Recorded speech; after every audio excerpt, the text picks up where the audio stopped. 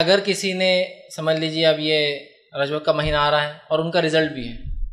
اور انہوں نے نظر کے روزے مانگ لے کہ اللہ رزلٹ اچھا ہے تو 2 روزے 3 روزے 4 روزے رکھوں گا، تو کیا؟ تو دیکھیے نظر کے روزے رکھنے ایک الگ چیز ہے نا، آپ رجب میں خاص روزے تھوڑی رکھ رہے ہیں،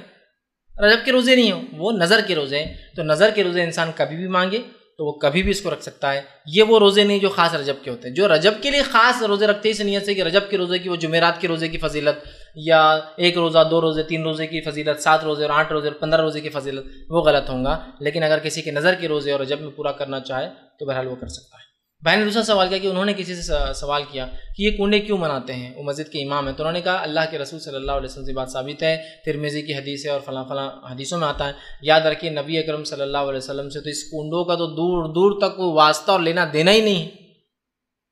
دیکھیے کچھ بدعتیں ایسی ہوتی ہیں، اسی کوئی دین بنیاد ہوتی ہے، لوگ اس کے اوپر نیا کام کرتے ہیں، جیسا کہ معراج ہوئی لیکن لوگ اس کو منا رہے ہیں، منانا غلط ہے، ہونا ایک الگ چیز ہے۔ تو یہ تو اس کی کچھ نہ کچھ بنیاد ہے، کچھ بدعتیں ایسی اس کی بیسس ہی نہیں ہے، اور یہ کنڈوں کا تو بیسس ہی نہیں، یہ تو 1300 سال بعد آپ صلی اللہ علیہ وسلم کی شروعات کیا گیا ایک عمل ہے، تو لہٰذا اس کی کوئی بنیاد نہیں ہے، اس کی کوئی حقیقت نہیں ہے۔ اور اگر وہ کہہ رہے ہیں کہ فلاں فلاں حدیث کتاب سے ہے تو بہرحال ان کو چاہیے کہ